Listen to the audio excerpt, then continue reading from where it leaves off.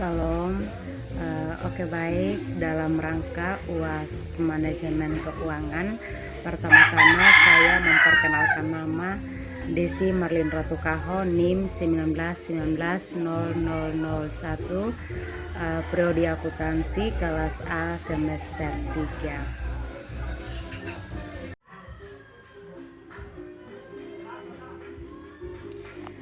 Penilaian obligasi. 1. Jelaskan pengertian obligasi. Obligasi adalah surat tanda bukti bahwa investor pemegang obligasi telah memberikan pinjaman hutang bagi emiten penerbitan obligasi.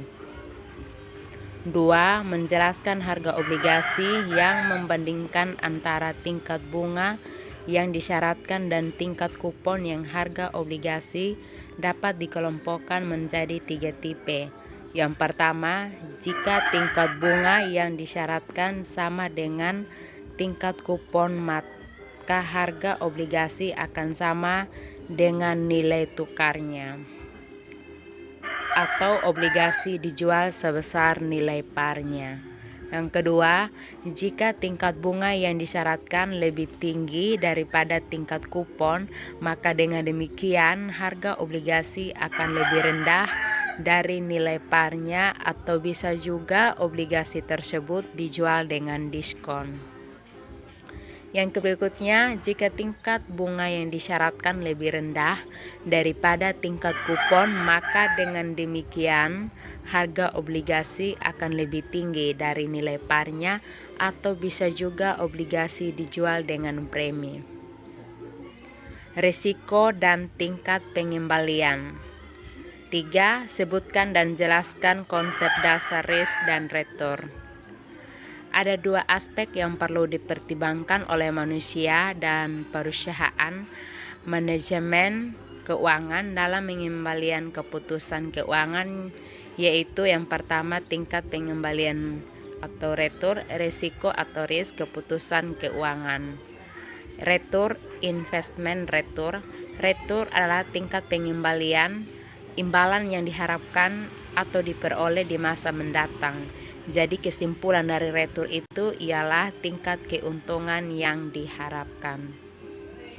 Risiko adalah kemungkinan terjadinya hasil yang tidak diinginkan atau bisa juga berlawanan dari yang diinginkan. Risiko adalah kemungkinan terjadinya penyimpangan dari rata-rata dan tingkat pengembalian yang diharapkan yang dapat diukur dari standar deviasi dengan menggunakan statistika.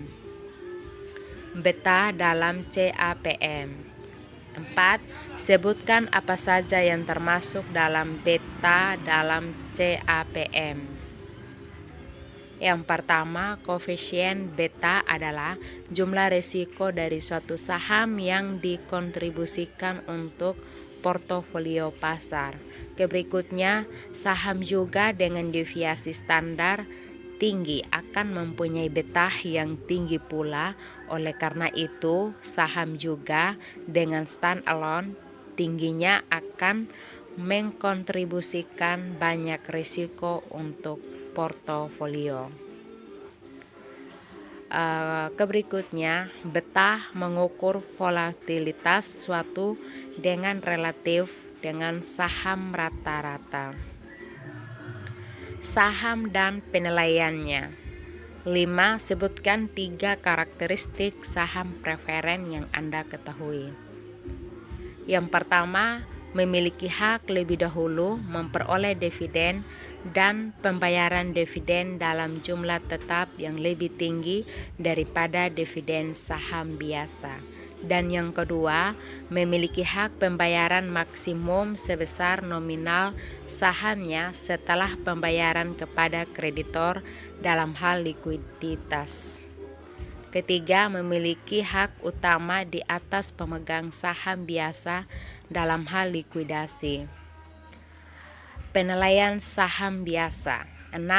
Sebutkan dan jelaskan salah satu model pertumbuhan dividen atau biasa disebut asumsi bahwa jika dalam memiliki sahamnya yang biasanya dipakai sebagai model penilaian saham berbasis MDD, yaitu model pertumbuhan nol zero growth model. Model ini berasumsi bahwa dividen yang dibayarkan perusahaan tidak akan mengalami pertumbuhan atau tetap dari waktu ke waktu.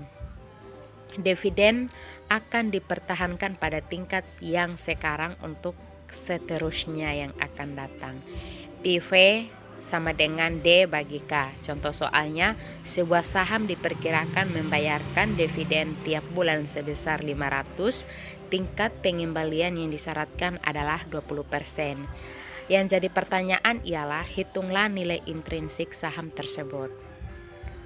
Jawaban sesuai rumus yang tadi, PV sama dengan D bagi K. Hasil D-nya yaitu 500 dibagi dengan K-nya 0,2, jadi hasilnya 2.500. Biaya modal perusahaan, biaya hutang, cost of debit. 7. Jelaskan penyelesaian biaya hutang cost of debit. Jawabannya, biaya hutang cost of debit atau yield to maturity, biaya komponen hutang yang digunakan untuk kalkulasi biaya modal rata-rata tertimbang. Dalam perhitungan WACC, kita memakai rumus biaya hutang setelah pajak. Keterangannya 1 kurang T, di mana T adalah tarif pajak perusahaan. Contoh soal KD sama dengan 10% pajak sama dengan 15%. Beberapa bayar hutang setelah pajak? Jawabnya 10% dikali 1 kurang 15 sama dengan hasilnya 8,5%. Biaya saham preferen atau disebut KPS. 8. Jelaskan penyelesaian biaya saham preferen atau disebut KPS. Yang pertama, biaya saham preferen sama dengan tingkat keuntungan yang dinikmati pembeli saham preferen dengan rumus KP sama dengan DP bagi ON. DP itu dividen saham preferen tahunan, PN itu harga saham preferen bersih yang diterima perusahaan penerbit atau disebut setelah dikurangi biaya peluncuran saham atau flotation cost. Contoh soal, PT Angkasara menjual saham preferen yang memberikan dividen 10 per tahun, harga saham Syam 100 dengan flotation cost 2,5 per lembar saham. Penyelesaiannya dengan menggunakan rumus KP sama dengan DP bagi sama dengan 10 bagi 97,5, hasilnya 10,26%. Penganggaran modal. Pentingnya penganggaran modal. 9. Sebutkan dan jelaskan 4 pentingnya penganggaran modal. Pertama, jangka waktu tertanamnya asas yang lama membuat perusahaan perlu memikirkan sumber dana lain bagi kebutuhan yang lain pula. Kedua, investasi dalam aktiva tetap menyangkut dua hal, yaitu bila investasi yang terlampau besar akibatnya adalah banyak peralatan yang tidak beroperasi.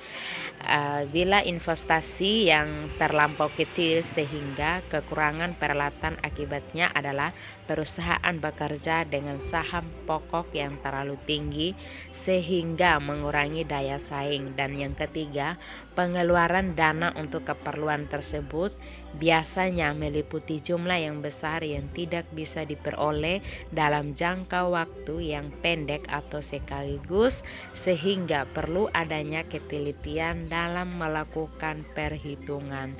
Dan yang terakhir, kesalahan dalam melakukan penghitungan berarti berakibat panjang sehingga kerugian pasti akan terjadi.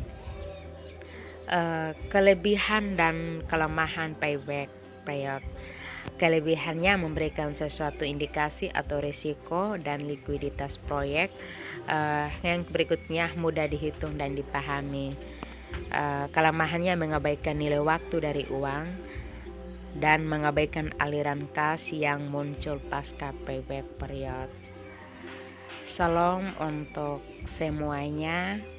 Dan terima kasih banyak buat Ibu dosen kami IRENCA RA Manongga SEMM buat ilmu manajemen keuangan selama perkuliahan berjalan di semester ini. Sampai jumpa di semester berikutnya Ibu.